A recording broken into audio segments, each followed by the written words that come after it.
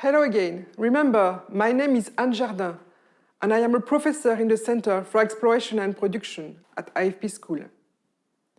The oil and gas exploration workflow has already been presented in the previous sequences.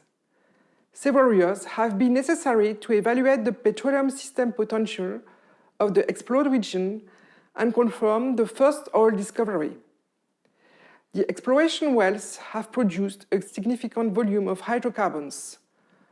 Once this discovery has been confirmed, the challenge for exploration will continue with an evaluation of the hydrocarbon reservoir.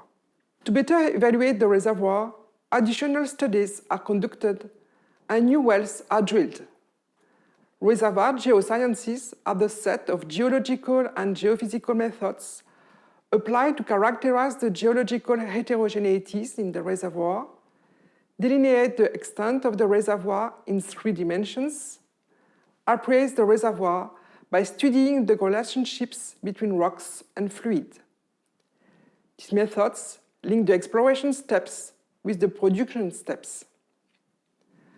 I will now present the methods applied to reach these objectives in 3 main parts. Firstly, reservoir characterization. Secondly, geological model building. And finally, estimation of the hydrocarbon volume in place before the start of production. For reservoir characterization, all the results obtained during the previous studies, such as regional geology, seismic imaging, and well data analysis, are combined. Each type of data corresponds to a zone of investigation at various scales. The seismic images show the lateral extent of formations over several kilometers, integrating geological correlations between wells. Observation of geological outcrops and analysis of well data give stratigraphic information, such as sedimentary layer lithology and layout, over a vertical range from 10 meters to 1 centimeter. And finally, grain structures and pore space are observed on thin rock sections over a few millimeters. The main objective of reservoir characterization studies is to identify the heterogeneities of the reservoir rock. These heterogeneities are spatial geological variations at the different scales, which are able to modify the fluid movement inside the reservoir. This information is essential to determine how this fluid could be extracted. We can recognize sedimentological heterogeneities due to lithological variations and facies changes during and after the sedimentation, as you can see in this picture of a sand reservoir outcrop. Different lithologies and layering are identified from top to bottom: fine sand, cross-bedded sand, and laminated sand. Geological reservoirs can have a limited extent and a large variability. It's difficult to determine the reservoir continuity if the distance between wells is too large. Here, you can see a drawing of sandy channel reservoirs. These channels are thin geological bodies, and their geometries cannot be retrieved by distant wells. In this case, inaccurate identification of the reservoir heterogeneities requires a large number of appraisal wells. Another origin of heterogeneities is structural features, such as faults. The faults sheaf layers could separate different reservoir compartments and constitute obstacles which can show the fluid circulation. The permeability of the faults is essential information.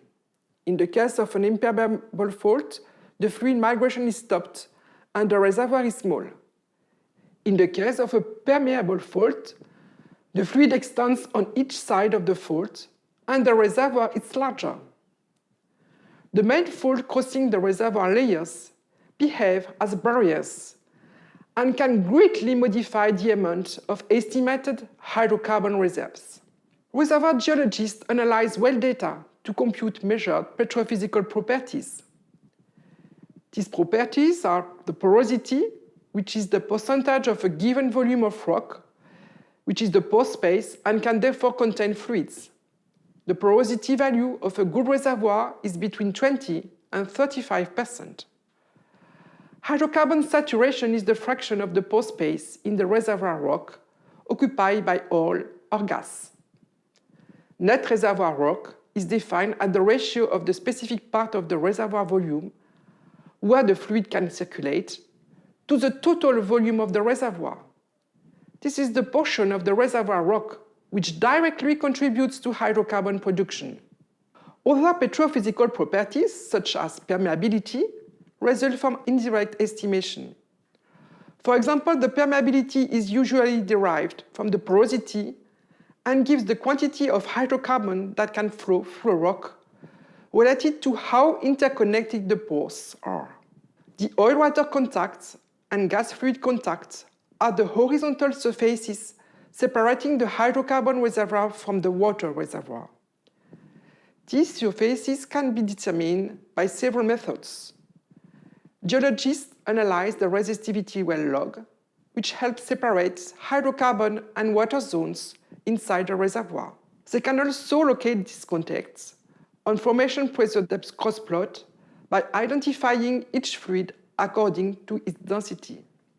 All the knowledge of the reservoir rock behavior and the fluid in place obtained from reservoir characterization studies must be sufficient to build a 3D geological model of the reservoir zone. This model is the place where all data and interpretation results are integrated in a consistent understanding of the reservoir. This model is done in several steps. The first one is to build the geometric model as a grid, integrating key stratigraphic surfaces and structural faults. This grid is made up of several thousand of elementary volumes called cells. The dimensions of cells are selected to describe the fine reservoir heterogeneity scales. Faults separate this 3D grid into compartments to take into account different fluid flow conditions. After geometric grid building, the next step is to fill in the cells by lithological properties such as facies and petrophysical properties such as porosity and permeability. These properties are estimated by interpolation of well data and propagated over the total grid by geostatistical methods. Finally, these petrophysical grid models describe the main geological heterogeneities in the reservoir. The determination of the original hydrocarbon volume in place is typically the concluding phase of the geological evaluation of the reservoir. It's at this stage that the reservoir characterization in terms of architecture and rock properties is finally quantified as a number which represents the amounts of oil and gas initially in place in the reservoir. The volume of hydrocarbons is estimated using a simple equation, taking into account the reservoir volume, the net reservoir rock, the porosity, and the hydrocarbon saturation. Usually, this volume is represented by a map or a grid, providing the spatial distribution of the hydrocarbons, and which is used to calculate the total volume of hydrocarbon accumulation. The petrophysical properties used in volume estimation are not estimated with the same confidence throughout the reservoir zones.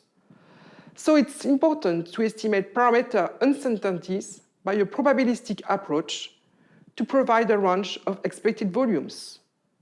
This result is one of the most important parameters of any hydrocarbon field. It gives the clearest view of the amount of the oil and gas accumulations and consequently of the potentiality of the exploration project. Once commercial interest in the reservoir has been confirmed, the challenge will continue with reservoir and production studies. So, that's all from me.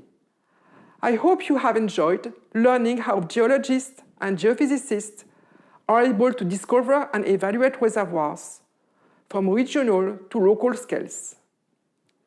Good luck with the rest of the MOOC.